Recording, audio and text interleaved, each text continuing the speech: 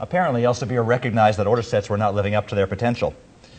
But seriously, as I mentioned, we talked to like I say, really a couple of hundred docs of different types from different organizations, people at large, small, country, city, academic, community, looking at all the different processes that people go through, all the different kinds of hassles people have gone through. And, there's a lot of trouble out there. There's a lot of things that are not working well, a lot of people who are struggling to build order sets, many people struggling to keep them maintained, and a lot who are concerned about trying to reflect different changes and keep up with quality metrics. If I would summarize the kind of major things that we found were in need for people who either currently develop their own using local tools or who use one of the available commercial solutions, really comes down to these points.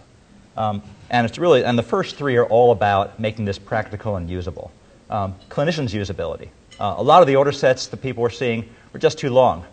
Things coming out of commercial packages, you'd get sort of 10, 20-page order sets in an effort to try and get every kind of order you could possibly think of for a situation.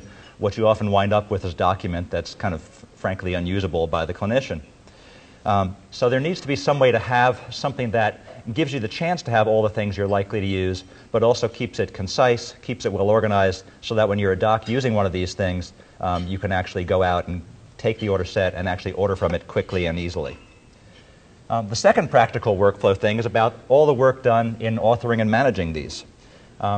Usually there's someone there who's a project manager or several project managers. There might be a small team that's coordinating all the different doctors and nurses and pharmacists that are working on this.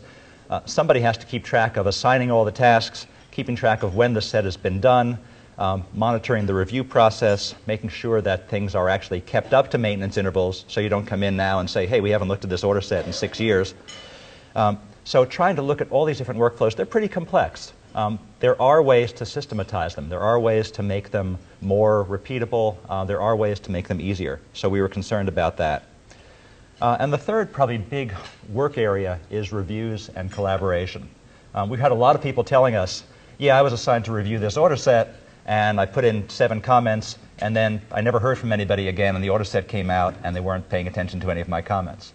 So how do I make sure that in this day and age, when I've got all kinds of new internet-like communications facilities, how do I make sure that the kind of collaboration I need is there? How do I make sure that I get the chance to comment, and that when I make a comment, it's positively tracked, that it's closed out properly, that I know when something is still outstanding? That was a big need people talked to us about. And then others are about things like content.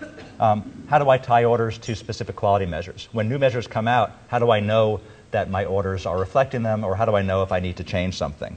Updating in response to changes. So if a drug gets recalled, if a pharmacy in my home state of Massachusetts decides to contaminate all of their steroids and you have to change all of your drugs, how do I actually update the order sets to reflect that? And then finally, people were concerned about the startup issues, that it took anywhere from 6 months to 12 months to really get one of these things up and running because of language issues. Well, this isn't actually the cephalosporin antibiotic that I use. No, we don't call this troponin this, we call it troponin that. No, we send all of our samples to this lab. So the kinds of things where you want to have your own localization. If you're going to get a commercial package of order sets, you want it to be yours in various ways. So how do we make this startup come faster? How do we make it compatible with the orderables catalog, compatible with the dictionaries that you are using in your own local systems?